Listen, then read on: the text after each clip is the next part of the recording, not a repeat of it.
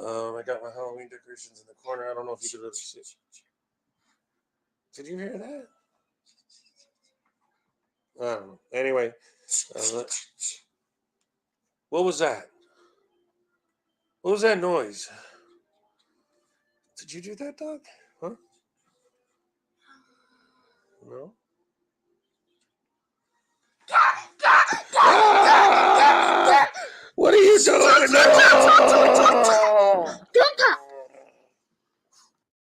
Hello, everybody. Happy Halloween. Yes. Welcome, everybody, to the Halloween evening edition of the Hezokuai program. All right, here on the Father of Follies YouTube channel, brought to you by Hezokuai Productions. We're awesome sauce. You guys are awesome sauce. Best fans in the world. Thank you for joining me tonight. All right. Yes. And so, before we get started, a quick hello to you guys. And of course, a quick hello, as always, to my gorgeous, wonderful, amazing producer, the one and only, the fantastic Ray Ray is here. Happy Halloween. Happy Halloween. I had to unmute, as usual. You guys get trick-or-treaters in your neighborhood?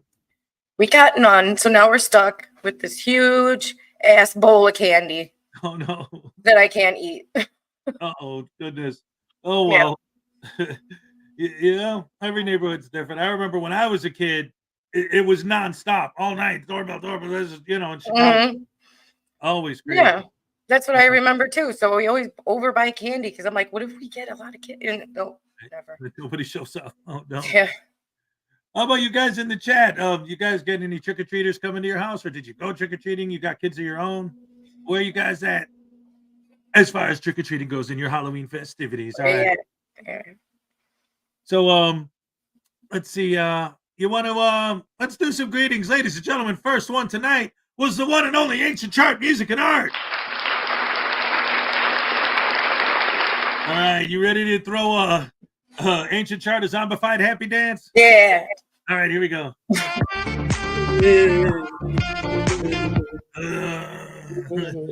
All right. Brains. P. Barnes is here. I might be awake for tonight. All right. Well, I hope so. Yeah. And of course, once again, the one and only amazing, gorgeous, fantastic Ray Ray. All right. I know which way, right? Everything's backwards, so I always want to point the wrong way. And we also got Society Red in the house. Hey, everyone. Hey, Society Red. Good to see you. Ladies and gentlemen, the best fan in the world, Erica Lanto. Always great. Our light is on. What? I was telling Greg our light is on. Oh, for anyone who doesn't know, see, we got Erica gave me this. Erica is the best fan in the world hat. Still light out. Oh, yeah, it's still light up by you. So maybe you'll get more kids once it gets dark. You never know. All right. Let's see. Linda 67 stopped in. Thank you for being here. Let's see who else. P. Barnes, Erica. Of course, our janitor. He's off duty now because it's nighttime and his job's already done for the day. Rube Maximilian is here. Why can't you play basketball with a sovereign citizen? Because they're always traveling. That's an awesome joke. I love that joke. Let's see, Rube, Mr. Great. Right? That's an awesome joke. I love that. Good evening for Mr. Fox. Oh, here's another one, ladies and gentlemen, from Rube Maximilian, the legend himself. How many sovereign citizens does it take to change my life? Why are you asking me? Am I being detained?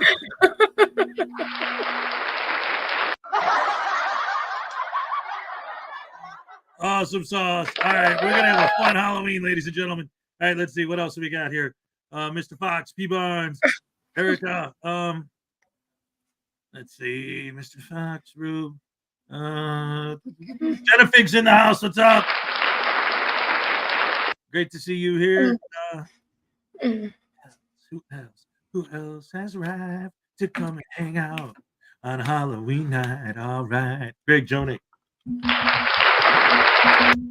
And Parson 1122 LB. All right. He's waving. He's got the bats going. All right. Frauditer Comedy Show. I paid good money for this seat. That's awesome. Yes. Great to see you here as always. Don't forget, ladies and gentlemen, Frauditer Comedy Show is going to be on a dual stream with her and her Little Truella. Big World's going to be joining her as dual guests on a future episode of the Saturday Night Snafu. Can't wait for that. Yes. All right. So Ray, I'm gonna drop you down for a second. Okay. Finish the greetings. Yeah. All right. Hold on. Let me. Thank you. You're welcome. All right. So anyway, let's see where are we at here. Frauditer Comedy Show, Room Maximilian says, "Give me an R, give me an A, give me an E, rah rah Ray Ray." Oh, all right. All right. Let's see. Watch his stream. Check. Watch the World Series. Check. Hand out candy. Check. That's my night. All right. Good stuff. Let's see. Mr. Fox, Greg Jonek, Erica. Oh, Frauditer Comedy Show, Road Maximilian. Frauditer Comedy Show. Don't look behind you. Oh, crap. Oh. Nothing there yet. So I'm doing real good. There ain't no worries. There ain't no problems. There ain't nothing sneaking up behind me. What? That punk, I'm gonna tase him, that's for sure. Let's see. I just shot myself. Oh shit.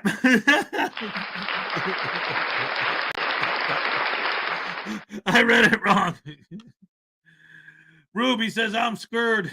Flower Power's here. Happy Halloween to you too. Who's that guy standing behind me? Oh, wait, you're talking about this guy? Oh, crap, I just saw him now. Ah.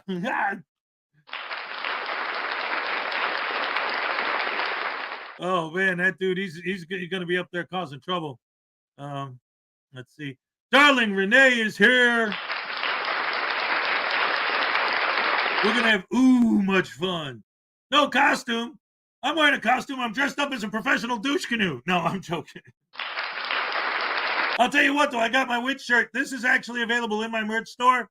It's a witch, and it's black and orange, and she's casting the magic spell. There is no expectation of privacy in public. All right, yes.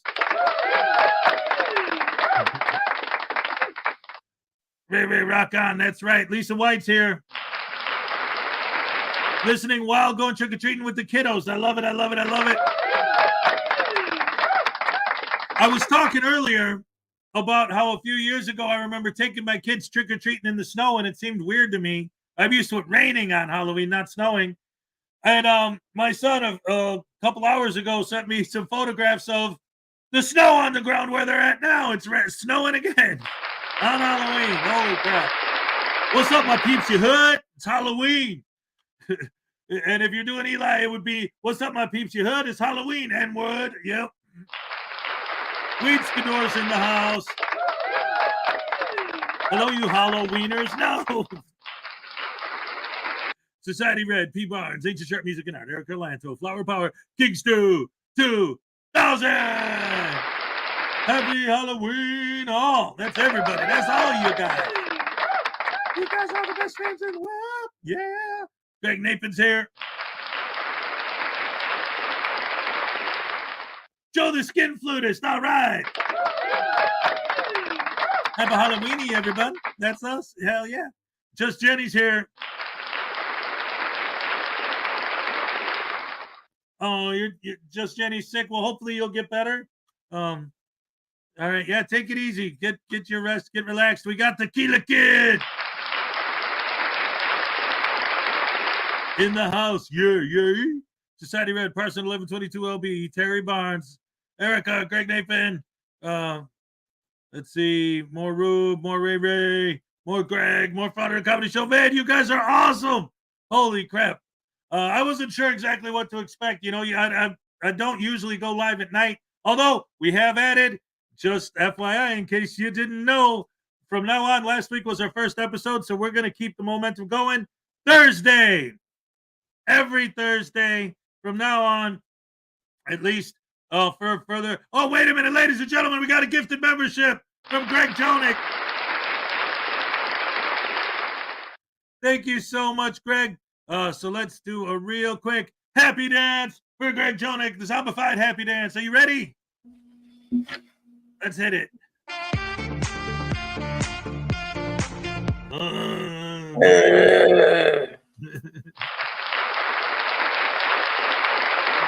Thank you so much, Greg. I appreciate that.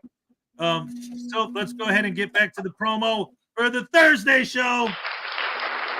It's a new show. Last week was the first episode. It's Hez and Ray Make Your Day. Brought to do my hunda poo on your shoe because douche canoe food in your shoe because that's what he does. Laugh at Douche Canoes as Hez and Ray Make Your Day, 2 p.m. Eastern Standard Time every Thursday. Brought to you by Hezokuai Productions. It's going to be awesome. What we do is it's heavy in audience participation. We watch videos that we have already covered on our morning show, but what we do is we have you guys vote. We'll show 2 videos.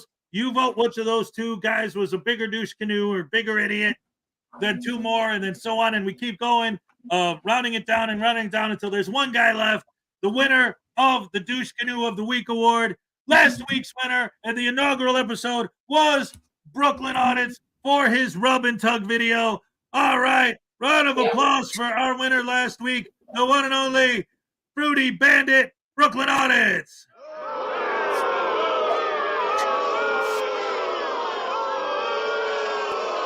All right.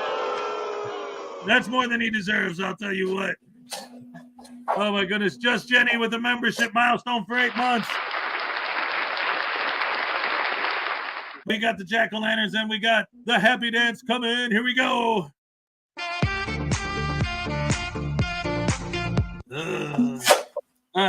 Sorry. Sorry. Oh, we can do the whole Michael Jackson.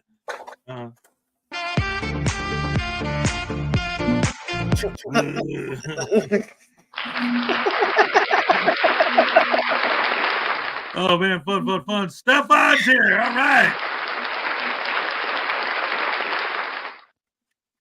Yes, Carson, the rub and tug video. If you don't know what I'm talking about, Brooklyn Audits put out a video. He ended up getting arrested where he was walking through a park full of Asian people and going, and where do I go for rub and tug, man? Where do I go for rub and tug? And just giving them a hard time, being extremely racist, making jokes about, oh, you're going to teach me Kung Fu now and all this other crap. It was horrible. So we took our vote on the Thursday show of all the videos we watched and narrowed it down to the ultimate winner, Douche Canoe of the Week, Brooklyn Audits. Thank you. $2 from Jamie Palmetto Al Bay.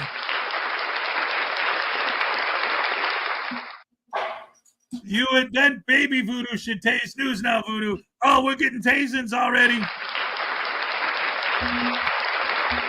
All right, let's go. Let me get the baby out and see if he can celebrate Halloween by tasing his old man. Oh, this is going to be fun. Oh, yes. And On One News says Brooklyn Audits is a douche. That's right. He was last week's Douche Canoe of the Week. And if you join us this Thursday, we'll have a new one. We'll vote. Well, you guys vote to see who the Douche Canoe of the Week is. Be. Were you going to say something on? No. All right. So getting back to the tasing, let's get done. It'll be amazing. All right. Here we go. Don't you know? It's all just part of the show. All right. Thank you so much. Here we go. What'd you bring me out here for? I was trying to sneak up behind you. Play some kind of game. What's this Jamie's talking about? Other than the baby Voodoo should taste this. What? No, that ain't gonna happen. Hey, come here, boy. Yes, Daddy. What, are you gonna tase me? No, I'm just gonna stab the crap out of you with this needle because you wouldn't take me trick-or-treating. No, ow, no, thank you. Oh, no. Yes, what are you gonna do? Ow, you shoved it in even further. You dirty, rotten, no good.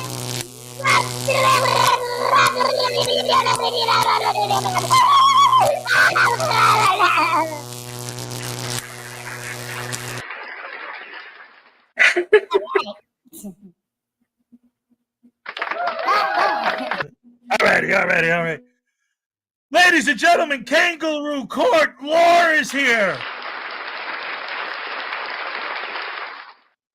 Wow, welcome. Thank you for joining us, Kangaroo Court Lore. For those of you who don't know, Kangaroo Court Lore, get with it and subscribe.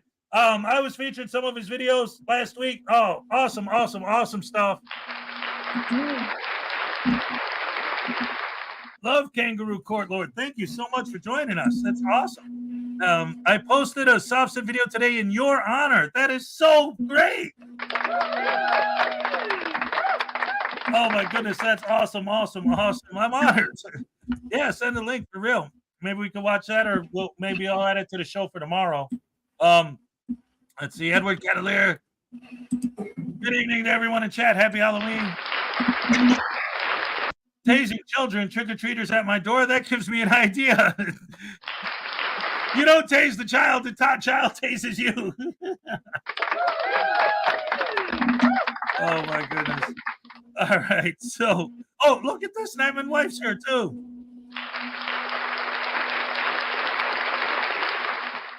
All right, so amazing. Look at this. We just got here and we're already having a great time. How are you digging the show so far, Ray? I'm digging.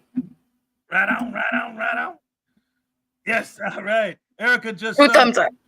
Yes, 2 thumbs up. All right. Happy Halloween, everyone. Happy Halloween to you, Nyman's wife. All right. All right. So anyway, guys, I wanted to keep it kind of light tonight. Have just some Halloween related fun.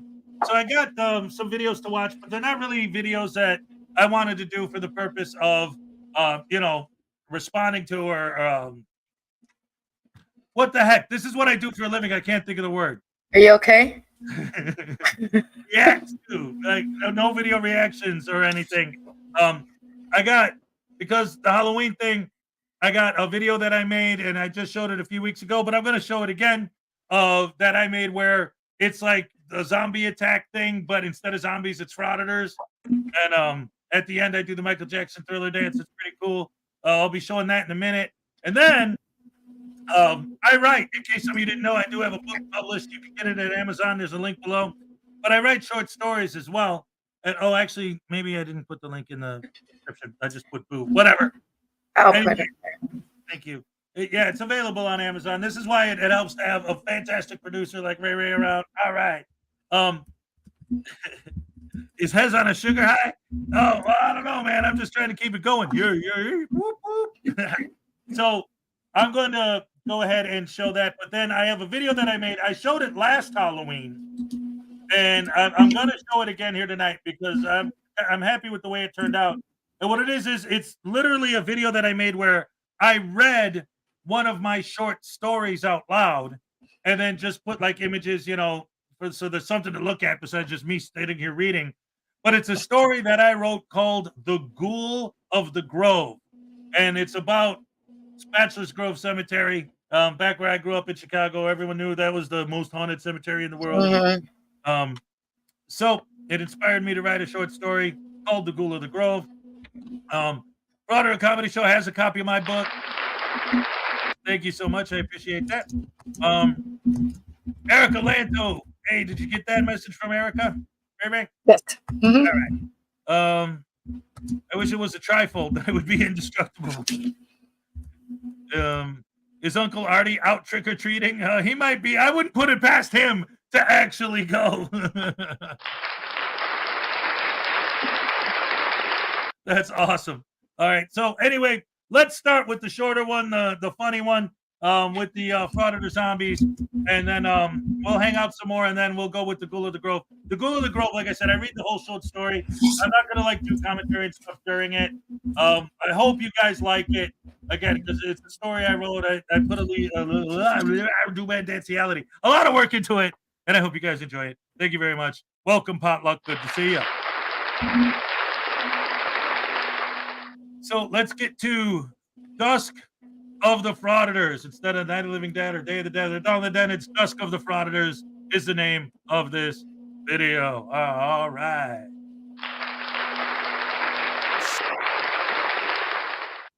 Apocalyptic reality.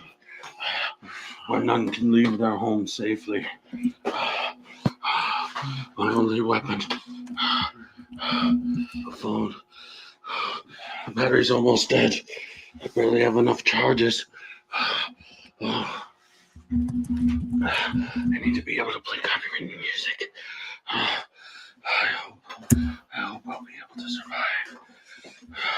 I need supplies. I almost know there's food in the shed. I know there's food in the shed. I have to go. Oh, I have to go. Please, please, please, please.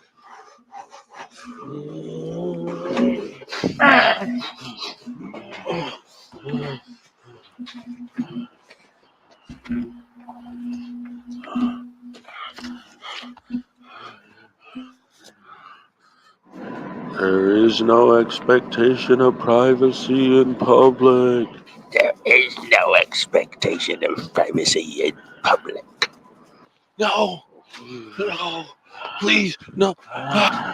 If you don't want to be filmed, you should stay home. First Amendment protected activity. You shouldn't leave your homes if you don't want to be filmed. Oh no, copyright. That'll buy me a few seconds. Gotta get in this shit. Come on. Come on.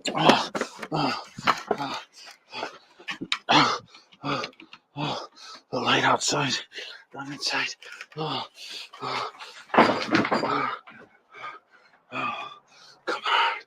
on, where's that supply? Food.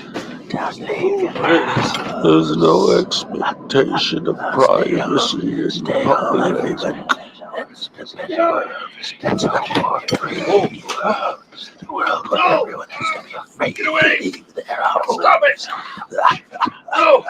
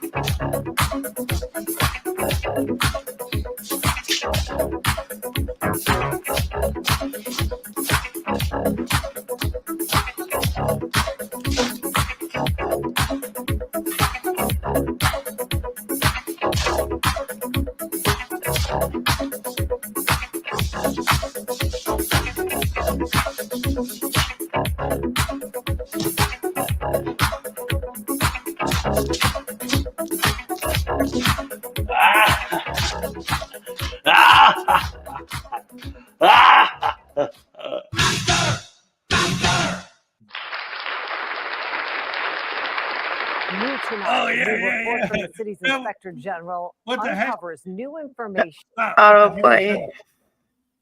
Ray told me earlier to turn off my autoplay, and I ding dong dang dang and forgot. Sorry about that. It's okay. It's all good. Yeah. So anyway, Joe the Skid Flutist, he's another one. That's two today who said they did that. Yes. That was my video that I made about a year back, around Halloween time. And You should put it back out. well, it's on the channel, you know. Yeah, really. Oh yeah, the YouTube doesn't like it if you do that, so never mind. Yeah. But yeah, that was definitely me. What I don't know if you guys noticed, I because it was kind of subtle, but at the same time not. At the end, I was making fun of Fake Mike, so I had a ladle in my hand instead of a whisk, and the phone because I was filming, and then my hat turned sideways and the big gold chain, you know, because I'm trying to look like a journalist. Oh no! News Now video, you're up too late, so you're gonna get tased. Oh no, another tasing already. That's amazing. Let's get that going. Love a good tasing. It is so amazing when you get a good tasing. It's gonna be The douche canoe, who's gonna get tased? Who's now voodoo? Blackheart Night is here. Ah, crap! What happened to Halloween fun, man? Instead, I got this guy? This guy? Seriously? I have to deal with Blackheart Night in the day and at night? And then I'm sure you're gonna come back tomorrow morning. Oh, I can't wait. Ladies and gentlemen, this Saturday on the Saturday Night Snafu, right here on the Father to Follies YouTube channel at 5 p.m. Eastern Standard Time, brought to you by Hezokuai Productions, the third installment of me versus Blackheart Knight.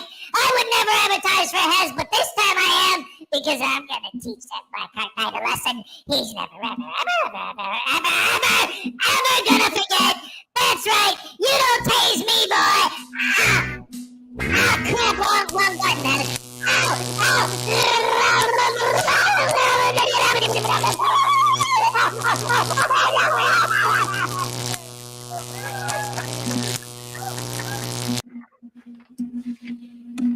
Oh my goodness gracious me. Here's some more applause for thee. All right. All right, Averill Puckerton from the Kangaroo. $2. I love it. I love it. I love it. You want to come up for Averill's for the Kangaroo Happy Dance? All right. You know what? I'm gonna hop like a kangaroo for this one. Just in honor of this $1.99 super chat. Love it, love it, love it. All right, yes. And also, we're going to do the full gamut. We're going to do the Dick Bag Patrol Happy Dance, too. All right. Yes, yes, yes. Thank you so very much. I appreciate it. Parson says, News Now Voodoo is always winning in the end. News Now Voodoo thinks he's so tough. If he met Chucky, he'd pee his pants. Knowing Chucky, he might pee in Voodoo's pants. Who do you think would win in a fight between Chucky and Voodoo? Chucky. Hey? Oh, man. How about, I was always afraid of Freddy Krueger. Remind me to tell you someday what my mom did to me. Uh-oh. That. 1, 2, Freddy's coming for you. No. Oh, you know what? That's right. P. Barnes made a good point. Because Kangaroo is new to our channel, we have a monthly giveaway on our channel. Tonight is the last night to get in. The drawing is going to be tomorrow. This month's winner is going to get a handmade voodoo doll just like this one. They're made by Salacious. There's only 9 in the world. Ray Ray says, I'm winning. Don't even try. But it comes with 3 pins. I think he still has the needle in his head from earlier. It comes with 3 needles. On the end, one of them has a taser. Another one has a soap. Another one has a gavel. You could stab the crap out of him. He's got a tiny black little heart because he's a frauditor. He's filming the cops. He's got his fake press pass, his handcuffs. His shoes are untied because he's too dumb to know how to tie them himself. He's got rotten teeth, which came from America's brother, broken sister, broken trust. He's a butterbrain douche canoe all the way down the line. And there's only 9 that exist on Earth. Salacious made 9. She's never going to make another one. They're individually numbered. This one happens. The one that we're giving away tomorrow, I don't know the number because it's going to be in its original package that it came to me from. I never opened it. It's going to come fresh to you guys, straight from Salacious to me, to you, unopened. All right. And Linda67 says, I'm sorry, Ray, but I'm winning the damn doll. We can share custody. Shared custody. There you go. But Erica's like, no, I want it. Also, keep in mind, guys, that once this is all said and done, I have a thing that I made a while ago. I call it my time capsule box. I took the last voodoo doll, the very last one that she's ever going to make, a full set of my original old frauditor versus anti-frauditor card game. What else did I put in there? Oh, a copy of my book, a signed copy of my book, the first edition of the Frauditor Handbook by Hezekiah Jenkins. and I put all this stuff in a box, sealed the box, and put it away. If this channel ever hits 10K subs, whatever month we hit 10K subs in, the next giveaway is going to be, the grand prize will be the time capsule box. And if we get 80 likes, you do get a super ultra mega hardcore happy dance. All right, Nicody feels witchy, stirring the cauldron. Awesome. All right, so ladies and gentlemen, real quick, just for some fun and some giggles before we get into the story reading time, we're going to go ahead and show a quick little video. I showed it this morning, but this is a Halloween special. This is the Graham and Bob Show Halloween special. It's 2 minutes. It's good stuff. We love Graham and Bob Show. Huge supporter of this channel. As you can see back here, you can't really see because the decorations are covering it up. So I got a photograph. He's one of the sponsors of the Saturday Night Snafu. He made me this custom-made promo poster. So, ladies and gentlemen, here's a quick little video from me forgetting to click the button properly. Damn it. It's still live, ladies and gentlemen. I can't change the liveness of the levity over this. Press play. All right.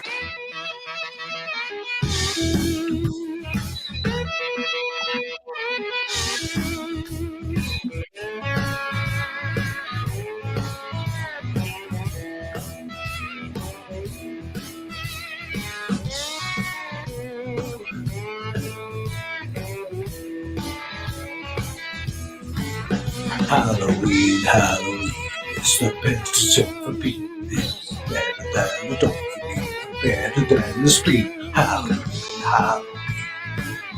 it's the cause of every scream. Creep through the night, give everyone a fright. Halloween. When Freddy and the Reaper come and knock at your door, you better be sleeping or you won't be for long. Halloween, it's the best it's ever been. When Dracula's after you, then you know it's Halloween. Tricking and a treating and a spooking and a eating, jumping out on strangers screaming, it's Halloween, Halloween, Halloween. The best it's ever been. The voodoo's after you, there's nothing you can do, it's Halloween. Halloween, it's the best it's ever been. Better than the dolphin, better than the spleen. Halloween, it's the cause of every scream. Creep through the night, give everyone a fright. It's Halloween. Creep through the night, give everyone a fright. It's Halloween.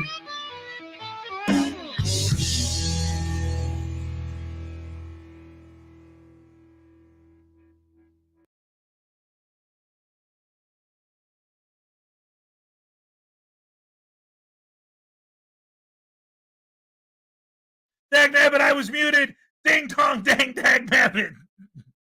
This is a picture of me during last year's Halloween stream. Good stuff. Ladies and gentlemen, $2 for Flower Power. For the baby's trick or treat. All right, we're going to get some candy for Baby Voodoo. All right. And since we have another happy dance on desk, on deck,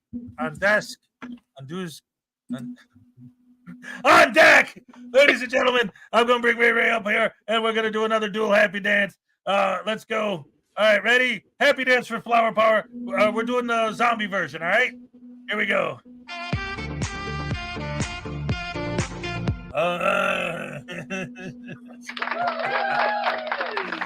Awesome sauce. Thank you so much, Flower Power. All right. Always big time. All right, nice, Graham. That's right. Awesome stuff. All right, so now this is going to be the highlight of the show. Again, I don't plan on going super late tonight. After this is a little over half an hour long what I'm about to play. I'm not going to interrupt it. So if anything comes in, any requests for tasings or anything like that, that's cool. We'll keep track. We'll save them for the end. But this is, again, it's me reading one of my short stories. I put a lot of work into this. I'm pretty proud of it. I'm hoping you guys like it, but it seems extremely appropriate for Halloween. So I'm going to go ahead and play that for you next. But first, before I do, I want to say hello to Sue Bear because she just got here. What's up? Zip boo. Boo from Sue. All right. That's just how we do. All right. Here we go, ladies and gentlemen. And now, our feature presentation for the evening. The one and only Hezokuai Jenkins authored story, The Ghoul of the Grove.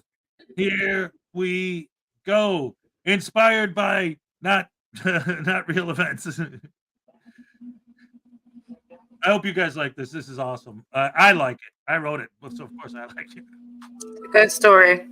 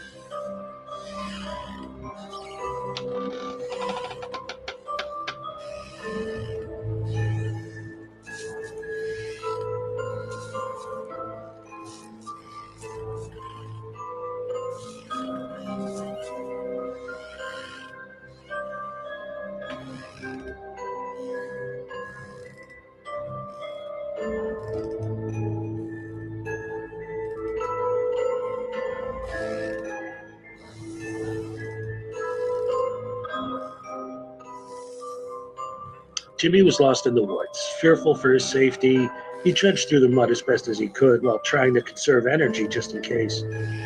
This would have been the ideal time to have at the very least some sort of a pocket knife, what he wouldn't give for a small nail clipper. So many things he's had in his pocket at one time or another. Now when he needs them the most, he has none. He put his hand in his pocket, digging deep to find anything that may be of any use to him at all. Money? He found a nice crisp $50 bill folded up at the bottom. Useless. All his money in the world couldn't help him now. It'll be dark soon. He needs to find a clear spot to put together some kind of makeshift campground, and by the grace of God, somehow managed to build a fire. By 9:30, he had settled himself in pretty well, fashioning a tiny shelter out of sticks, leaves, and was currently rubbing sticks together trying to make a fire in his crude fire pit. He was convinced it was 2 or 3 a.m. and that he'd been at this for far too many hours, so decided to call it a night and just sleep. Spiders are absolutely everywhere. You don't always see them, but they're always there. Well, Jimmy didn't know this, but he found out soon enough. When he awoke, it was still dark. The moon illuminated the area quite nicely, actually, and Jimmy, feeling fully refreshed, decided to get an early start. He immediately began walking again. A relatively intelligent young man, he was, however, raised well within the confines of the big city, and though clever, really had no experience in wilderness survival at all. By noon, he was sunburned, dehydrated, confused, and feeling rather ill. The entire left side of his face was numb, and his only thought now was finding water. He began to panic and spent the next 20 minutes or so running aimlessly, crying, cursing fate, and seriously considering drinking his own urine. Suddenly, the numbness in his face was replaced by an intense burst of pain. Immediately, he grabbed his cheek as he screamed in agony. After a moment, he removed his hand from his face to find it covered in a disgusting combination of blood, pus. He realized now that the left side of his face had become completely paralyzed as he laughed hysterically for a good 5 minutes before passing out, exhausted in the thicket. There are two completely different accounts of what happened to him that evening, depending on who tells it. Only Jimmy knows for sure, and he hasn't muttered more than a single nonsensical statement since before being committed.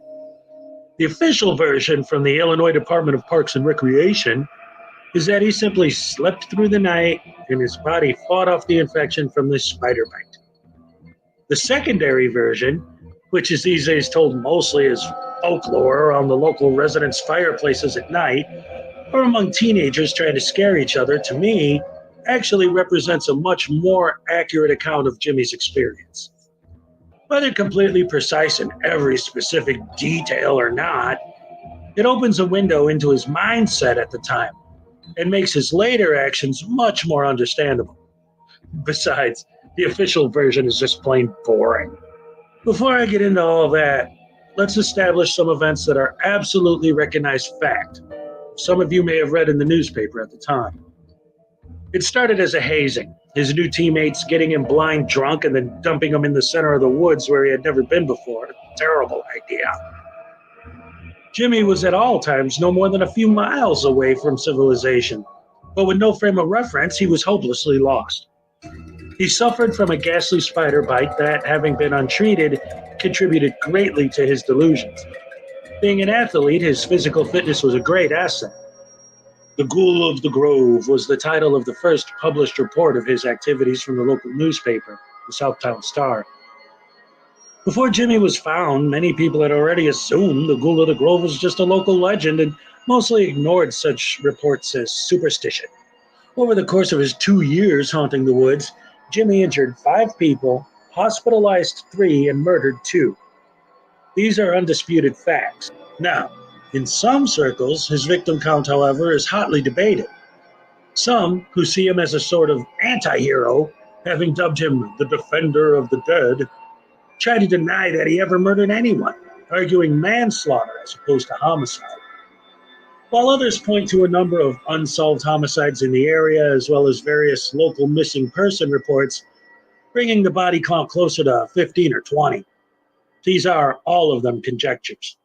Whether a result of the spider venom-induced fever frying his brain while he slept, or the effect of the same as he stumbled unwittingly upon a satanic ceremony at the cemetery, there is little doubt that it was the events of that first evening that transformed him into the ghoul or the defender, depending on your point of view. Bachelor's Grove Cemetery is considered by many one of the most haunted spots in the United States. Leagues of amateur as well as professional ghost hunters have studied it extensively, as well as being visited regularly by generations of young people looking for a good scare. It's also a mecca for vandals and a variety of presumably satanic cults. Growing up on the southwest side of Chicago, I'd always heard stories about it and had several friends who requested anonymity in this article, so I'll refer to them as Jack and Danny, that visited there often at night, taking pictures in hopes of finding some proof of the existence of the supernatural. I tagged along several times, as visiting Bachelor's Grove was almost a rite of passage for kids in the area, but ultimately found the entire enterprise only depressing. Witnessing the graffiti on the tombstones and half-dug-up graves served only to sour my stomach. It was during one such visit that I observed several disturbing things. There were the remnants of a large fire in the center of the cemetery, charred wood and ash, placed very deliberately in the shape of a pentagram, shattered beer bottles scattered around in a manner that could only have been caused by someone throwing them at the tombstones. And most disturbing of all, a large tree limb on the ground from what was until then known as the hanging tree. The rumor being that in the 60s, the local fad was for depressed hippie teenagers to take LSD and hang themselves from the branch that hung over the cemetery gate, effectively dying already in a cemetery. That very branch was the one that lay on the ground now, obviously not sawed off, but cracked, as though, we assumed, someone had recently tried actually hanging themselves from it and it broke. This experience stuck with me. And when I first heard the story, the unofficial version, that is, of what happened to Jimmy that first night, everything I saw when I was there was mentioned, as though we had arrived a day or two after that first night. So, about 18 months later, I was sitting in my basement watching TV when I suddenly was startled by a frantic knock on my door. I opened it to find the same two friends I had visited the cemetery with in a very agitated state. "Dude, I need a beer, man, like now," said Jack. And Danny nodded at me with an uncharacteristically serious look in his eye. Not even a hello, as they pushed their way past me directly to my refrigerator and helped themselves to a cold one. They sucked down their drinks in record time, grabbing another one each, and were chain-smoking Marlboros like they wanted cancer now. So agitated was their demeanor that for a moment my heart began to break as I assumed they had come to announce they had finally made the mythically inevitable move from marijuana to cocaine, as I had long feared due to their excessively addictive personalities. However, as it turns out, their tale was far less worrisome, yet no less startling. It seems that evening they decided to once again go ghost hunting at the cemetery. Being frowned upon by local law enforcement, entering at night is a tricky business, and one's best bet is to park quite a distance away and sneak in through the woods. As they made their way deeper into the wood, they began to notice a pungent stench, which seemed to follow them as they walked. At first they thought perhaps it was the scent of a dead animal, but as they continued, they could hear the rustling of leaves. It became clear they were indeed being followed. Stalked by a hungry animal, perhaps? Their fear began to grow. The closer they got to the cemetery, the stronger the stench. As soon as the tombstones became visible in the distance, they were immediately confronted by the source of the horrible stench, a naked man. They said he was absolutely filthy, thin as a rail, with rotten teeth, long matted hair, and a long, scraggly beard. Half of his face was hideously deformed, and he carried a walking stick that gave the impression that this was more than just your run-of-the-mill homeless person, but an honest-to-God, full-time resident of the woods. They kept talking about his walking stick as the most striking piece of evidence that he lived in the woods full-time and had been there for quite a while. The way they described it, it was covered from tip to toe in intricate, highly detailed carvings, not nice, smooth, professional-style carvings, but they were crude and chaotic. It was obvious that the man had spent an insane amount of hours working the wood with some kind of blunt tool, perhaps a pointy bit of stone. The actual tip was a very dangerous-looking, jagged mess of pointy bits of wood, like a fishing spear. Their color a deep shade of brown that seemed to be created by dried blood. "What did he say?" I asked. "He didn't say shit. He just looked at us with this look, man. I don't know," said Jack. "Like Charles Manson," said Danny. "So what happened?" I asked. "We got the fuck out of there," Jack replied. "Hell yeah," Danny added. When I first read the article about the Ghoul of the Grove, I knew it must have been the same man. That was how my obsession with this story started. The combination of having witnessed with my own eyes the aftermath of that first night within a day or two of it, and my friends having come across him directly, sparked my curiosity to a degree I could not have imagined before. I spent countless hours reading every bit of information I could find about Jimmy. After the initial story broke, the kids who dumped him in the woods came forward. There was a great deal of press coverage for a short time, even going national for a while, but quickly it became an anti-hazing story more than anything else. Nevertheless, I was able to temporarily satisfy my appetite for info on the ghoul. Soon, I was searching the internet for any info on anyone who claimed to have met him. Eventually, I found myself roaming the nearby neighborhood seeking any info at all. The number of local stories was actually staggering. It seemed everyone in the area had their own folk tales and ghost stories, some of them originating long before Jimmy was even born, but were now being attributed to him. Now look, I don't believe in ghosts, but most of the locals give the impression they do, and Jimmy certainly does. Jimmy did offer his own version of the entire ordeal to the police when he was first found. However, it was mostly an incoherent mess of randomly strung together words descriptions of conversations with supposed ghosts, paranoid delusions, and hollow threats. So, through the labyrinth of newspaper stories, police reports, local fairy tales, dead ends, and my own experience, I finally pieced together what I believe to be the most accurate account possible of what actually happened that night. It was a full moon that night, and Jimmy awoke at its apex. He was cold, hungry, enormously thirsty, and viciously ill. He immediately felt as though someone was standing behind him. But as he turned to look, no one was there. He thought he was being paranoid and decided to try and think of this as he would a football game. Fight through the pain. Set small goals, achieve your goals, and win. But he needed a goal, and his nagging thirst made resuming his search for water seem appropriate enough. There's that presence again. He snapped his head around. No one there. This time he decided he would try to be logical. If there were water to be found that was okay to drink, he surmised, it would be running water. He should listen for the sound of running water and follow the sound. This actually worked. He closed his eyes, listened intently, and in just a few moments he could hear water flowing. He was ecstatic.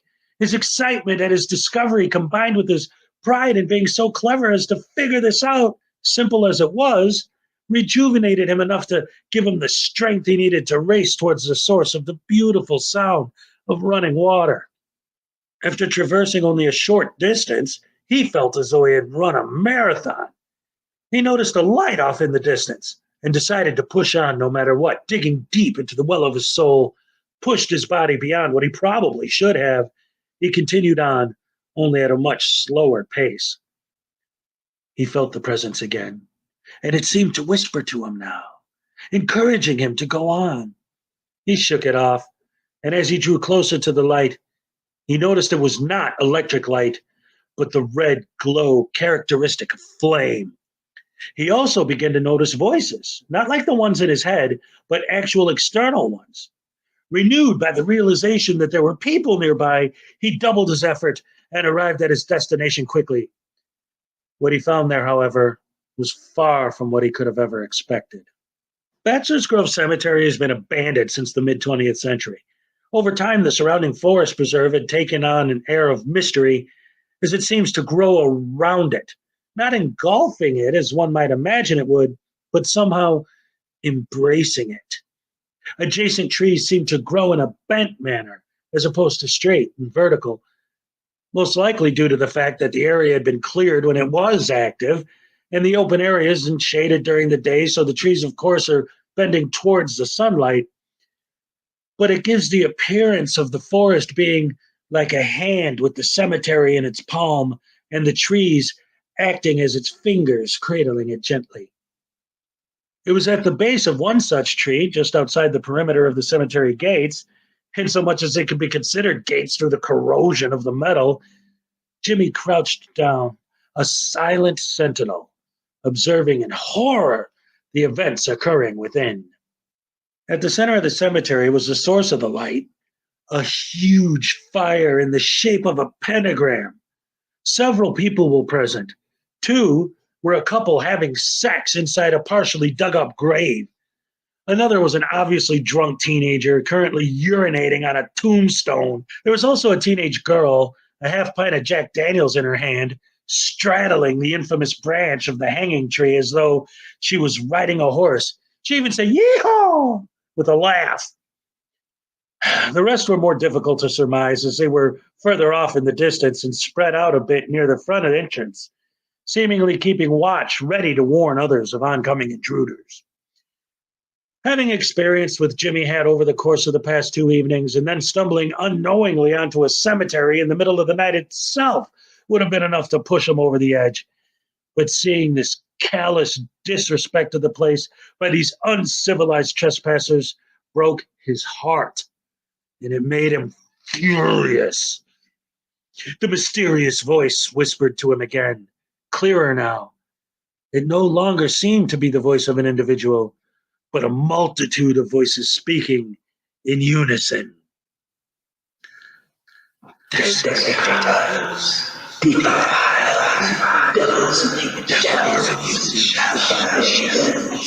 invaders, help us. This is our home. This is our home. Help us. This is our home. Jimmy closed his eyes and grabbed his head in an attempt to quiet the voices. They were silenced. He mumbled to himself, "It isn't real. It isn't. It can't be." He slowly opened his eyes, yet the horrific ritual within the cemetery continued. His thirst began to fade, replaced by hate. Every second he saw those people in that cemetery doing what they were doing fed his hatred. He had no idea who these people were or why they were there. He had no idea who the people buried there were either.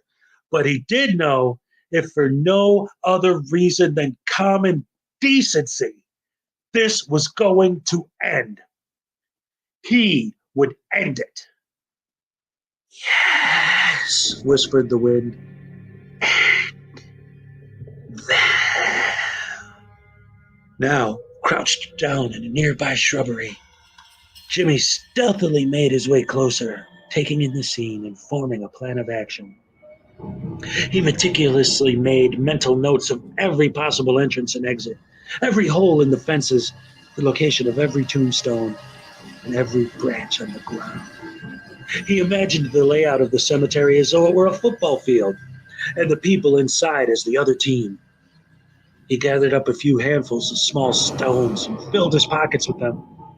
He took out that $50 bill and began to implement his plan. He had noticed it was a particularly windy night. He was going to use that to his advantage. The couple having sex were the easiest. They were already distracted enough. The girl in the tree would, at best, be able to toss the whiskey bottle at him, as getting down from the branch would take some time. The drunk guy would also be easy. He was skinny, and Jimmy had been in fistfights with drunken linemen. No, the challenge was the unknown, the mysterious figures wandering at the outskirts. His plan was to position himself well within range of getting off a couple of good headshots with his stones to the mystery men, waiting for a good breeze that would pull the $50 bill into the eyesight of the drunk guy. He would let go of the bill, sending it into the cemetery. The dude would see it and chase after it. While he was busy with that, Jimmy would throw the stones at the mystery men, taking them out quickly, then would run into the cemetery, tackle the drunk, pound his face for a few seconds, and then immediately make his way back to the guy having sex, who would surely be distracted by trying to put his pants on, and tackle him down as well. The women would be an afterthought. He would then admonish them for their actions and banish them from the cemetery. Well, that was his plan anyway. The reality of it was far less fortuitous for him. When he let go of the money, it simply blew away, completely unnoticed. The stone he threw at the nearest mystery man merely grazed the side of his face, causing him to immediately summon his fellows, gathering quickly into a search party. There were 3. And as they also gathered up the 4 from inside the cemetery, there was now a party of 7 hunting for the stone thrower. Jimmy's heart began to race. Adrenaline filled his veins. For the briefest moment, he considered fleeing, but the voices came back. "We are here. Do not fear. Do not fear. Fear us. You're the dead. You're yours. We are you. You are change. We are you. We are you." At this, Jimmy snapped. Pure, vicious, visceral instinct drove him into a frenzy as he lunged out onto the closest person he could find. It was the drunk that urinated on the tombstone and broke the bottles. Having him on the ground, Jimmy beat him with a brutal ferocity, breaking his nose and knocking out several of his teeth in a matter of moments. He also broke his own hands just as quickly. The others jumped in, knocking Jimmy off of their friend. The guy who was previously having sex in the grave was sitting on Jimmy's chest, while the others cheered him on. However, upon getting his first good look at Jimmy's now severely grotesque facial wound, as well as catching a glance of the madness in his eyes, he hesitated, and Jimmy took full advantage of this moment of hesitation. With his good hand, he gathered up some dirt and used pure power to flip over, smashing his attacker in the side of the head with his elbow, all in one motion.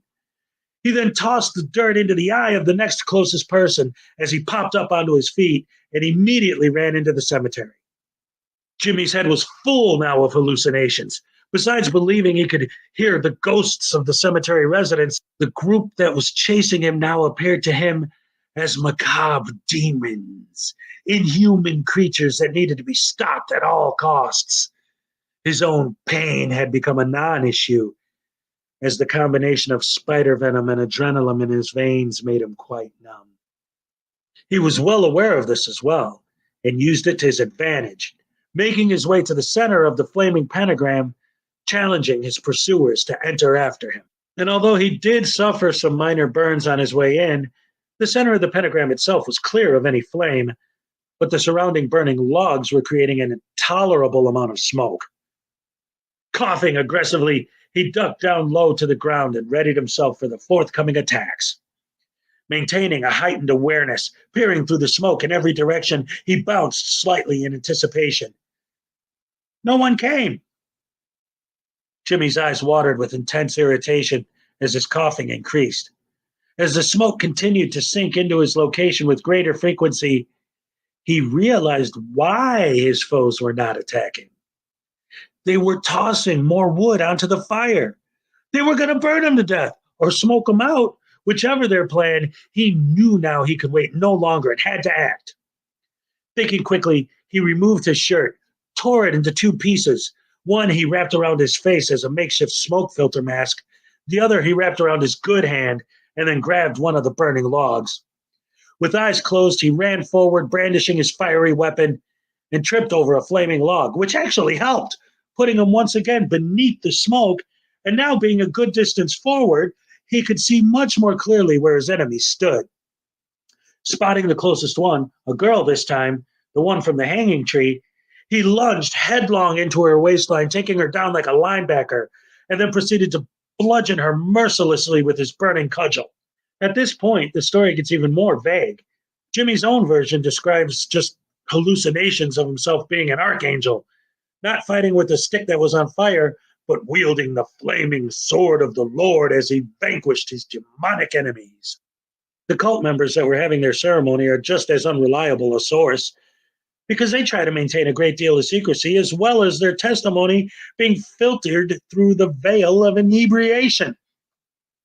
What I believe is a patchwork of what few points each different version of the story agrees on. It didn't take long for the group to subdue Jimmy, but they could not hold him still for more than a few moments.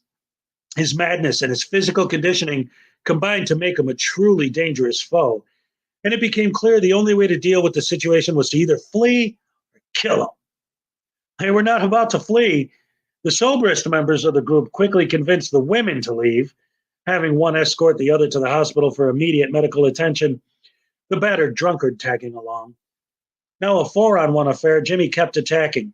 Every moment was a non-stop barrage, kicking, biting, knees, elbows, anything and everything he could possibly do to hurt the others. Like a wild, wounded beast, his stamina seemed limitless, and his attack never slowed. Someone lost an eye, another suffered a skull fracture. The rest of the melee lasted only a few minutes. But that was all that was needed for his two remaining foes to decide they would be better off seeking medical attention for their fellows than to continue the battle. "We're going to find you, kid. You're dead," one yelled desperately as they fled the scene. The moment they left the cemetery proper, Jimmy dropped to his knees and looked to the sky. What he saw was awe-inspiring. The full moon, directly above his head, was surrounded by a perfect celestial circle. He had never seen anything more beautiful. And then, once again, he passed out. There's a small bog adjacent to the cemetery. Legend has it the Chicago Mafia used it as a dumping ground for its victims' bodies back in the 1930s. I don't imagine that most people would drink from it, but Jimmy did. He drank his fill, in fact. It was a brisk, bright fall morning with a slight but persistent breeze caressing his skin. His shirt having been destroyed the night before, his torso was bare. He looked around, taking in his surroundings for the first time in daylight. Overall, the cemetery was actually quite beautiful during the day, which made the vandalism appear that much uglier. The charred remnants of the pentagram, the broken bottles, the graffiti, all hitting Jimmy like a jackhammer, destroying his soul, causing him to weep profusely. His proper mind was gone now. The damage from the venom, combined with a number of blows he took to the head, assured he would never be the same. There's no way he could have known about the stories of the hanging tree. There was just something about the way the tree stood just above the cemetery at just the perfect height, I guess. He decided to remove his belt and use it to hang himself. Having one broken hand made this task far more difficult than he had originally imagined. The ghosts of the cemetery were begging him not to do it, claiming the difficulty he was having was their doing. They wanted him to live, to stay with them, to keep chasing away the people who defile and desecrate their home. Having still some semblance of his logical mind intact, he knew these were hallucinations. He knew he had lost his mind and felt his death would be the only way to quiet the voices. So he continued on, and in time had attached himself securely to his makeshift noose. Standing at the very tip of his toes, he was already choking a bit. All he had to do was relax his feet, and so he did. Instinct immediately kicked in, and he began flailing around frantically. His weight, his motion, and the old age of the tree combined to crack the limb of the tree, dropping him to the ground before he could die. As he coughed and wrenched his body, desperately trying to get more oxygen, the ghostly voices came back to him. They told him they broke the limb for him. They saved him so he could save them. And finally, they could rest in peace. This time, he believed them. And what was left of his mind thought there was no reason for the tree limb to break without outside interference. He decided he was not crazy after all, but that all of this was indeed real. It was at that moment he became the guardian of the grove. The rest of the story, most of you probably already know. He survived, living like an animal in the woods, getting to know each tree, each rock, every inch of the woods like the back of his hand, gave him a great advantage against all intruders.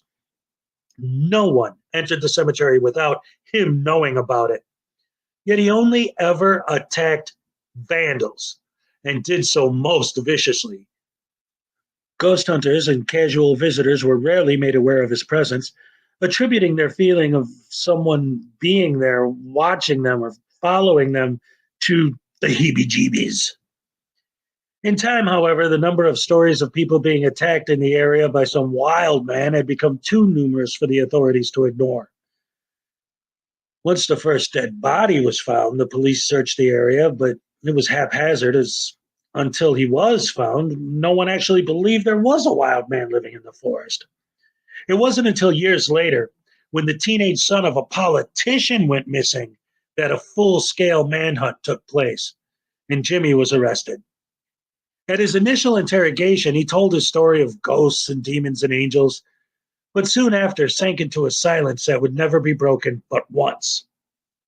The day he was convicted to spend his life committed to a mental institution for the criminally insane, he was given the opportunity to make one final statement. The following is the transcript verbatim. What am I going to do? Drop back 10 yards and punt. Your conscious, your subconscious, the viewer's conscious and subconscious as well.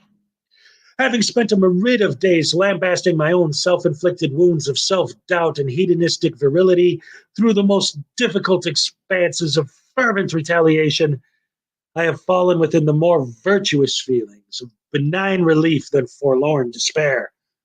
Total immersion into the brilliant imagination of a juvenile awareness linked into the most disparative manipulation of consternation alerted me to the realm of pursual of humiliation. Disillusionment?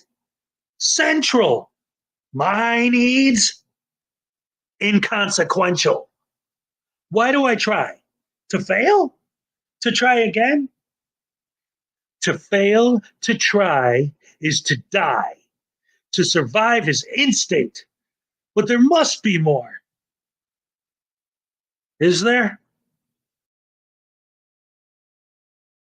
All right. That's it. Yes. So what? I know you've heard it before, but what did you think of that? You're on mute, hon. It's great. I like it. It keeps you interested, even if you've heard it before. That's good. Yeah, excellent. Yeah. Thank you. I appreciate that. Yes, ladies and gentlemen, we got a membership. Where was it? I let it. Yes, Liliana with the new membership. Thank you so much. Welcome. You want to give Liliana a zombie happy dance? Yes. All right, here's your Halloween zombie happy dance. All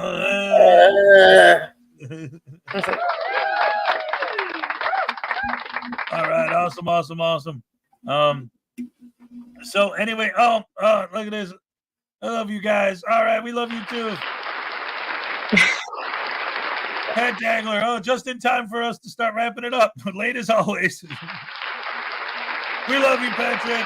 Oh, we love all you guys. You guys are awesome. Best fans in the world. Absolutely.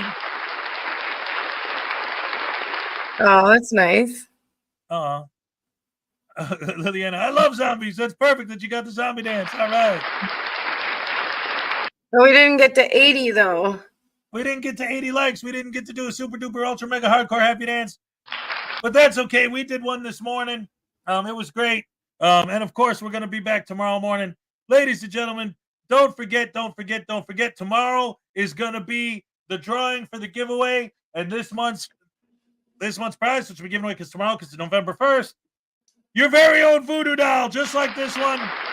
Handmade by Salacious. There's only 9 that exist on the planet Earth. They're all handmade. And you could have one of your very own if you are the grand prize winner on tomorrow's drawing.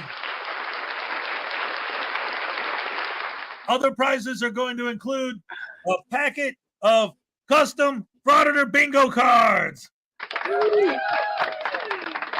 Yeah, we got all different kinds here. So when you're sitting at home watching your Frauditor videos, you can sit and play bingo along and have fun with it.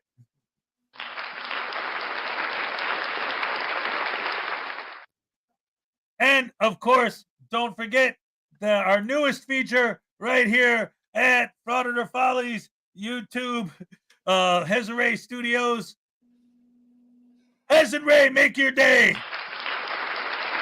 Every Thursday at 2 p.m. Eastern Standard Time. What we're going to do is we're going to have, we're going to show videos that we covered during the week on the morning show and put together. It's going to be very, very heavily set up with audience participation. So we're going to have, you guys are going to vote. Every video we show, every 2, we'll put each one, you'll vote on which Frauditor of the 2 is the dumbest one. And we'll go through until we narrow it down to the last Frauditor to survive will be the Butterbrain Douche Canoe of the Week. That's right. And last week's winner was Brooklyn Audits for his stupid rub and tug video. That was your favorite, huh? He's disgusting. He's just all around a disgusting person. Right? I remember how it's really grossed out you were by that. Well, because it was layered with just racism and disgustingness and it was absolutely horrendously gross.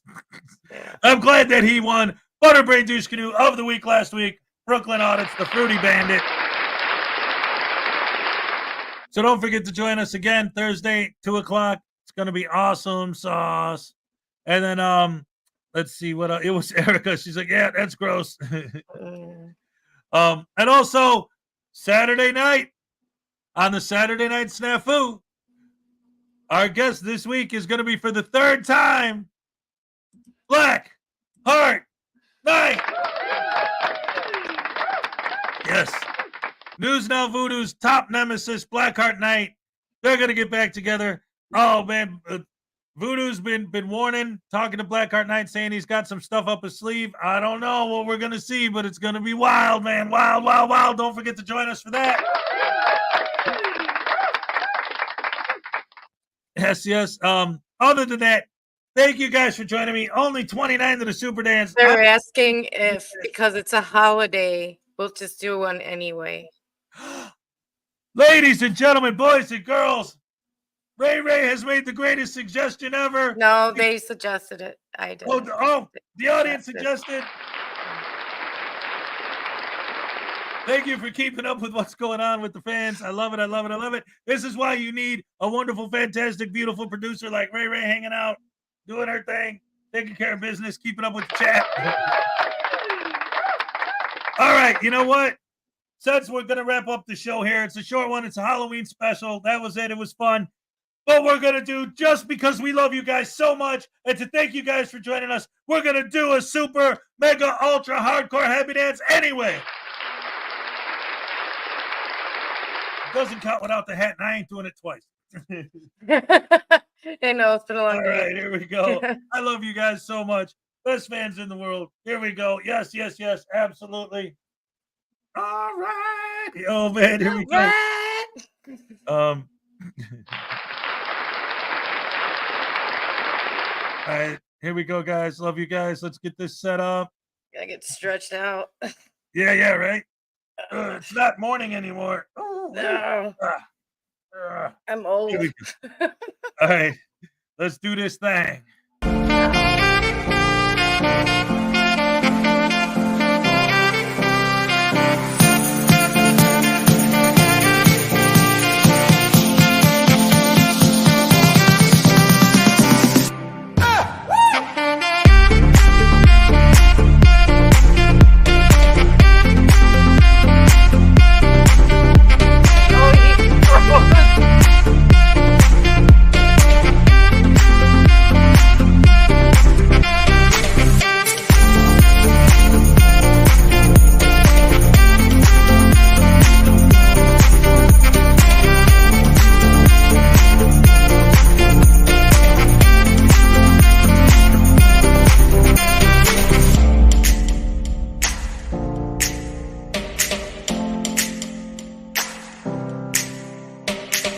Racing. I know.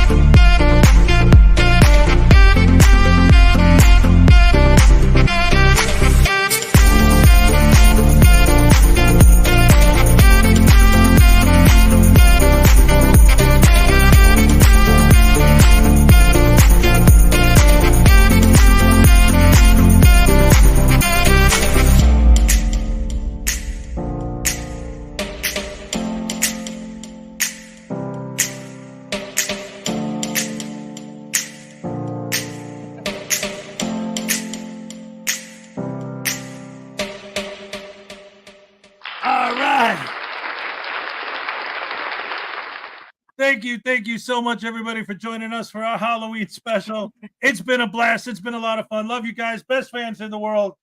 Hopefully, we'll see y'all in the morning. Don't forget to join us Thursday afternoon for Hez and Ray Make Your Day.